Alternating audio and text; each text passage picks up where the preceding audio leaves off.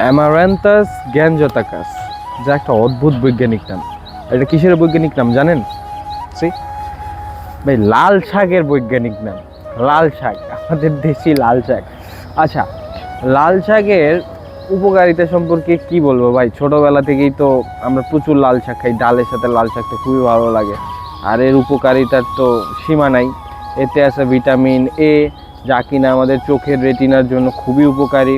এতে আছে vitamin C, তারপরেও এছাড়া এতে আছে হচ্ছে আপনার ফাইবার, যার মাধ্যমে আমাদের হচ্ছে গিয়ে হজম শক্তির জন্য ভালো একটা কাজ করে।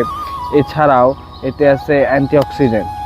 আর ভাই, লাল শাক তো আমাদের শরীরের রক্ত গঠনের জন্য অনেক সহায়তা করে। তো লাল শাকের উপকারিতার ভূমিকা বলতে গেলে অনেক বড় রচনা লেখা সম্ভব।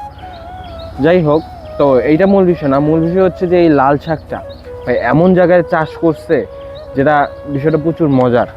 যেমন দেখেন, এই যে রাস্তা, রোডের সাথে সরকারি জায়গা, ঢালু জায়গা, সেই জায়গায় জঙ্গল পুরায়া, মাটি কুপায়া কোনো একজন চাষি ভাই এই লাল শাক চাষ করছে। পুরাটা দেখেন, পুরাটা একবারে সুন্দর। এটা হচ্ছে ভাই বাঙালির বুদ্ধি, বুঝছেন? সরকারি জায়গায় জমিতে আপনার লাল শাক চাষ করছে। এতে করে কী হলো, জায়গাটা কাজেও লেগে গেল, আমাদের সবজির চাহিদাও পূরণ হলো।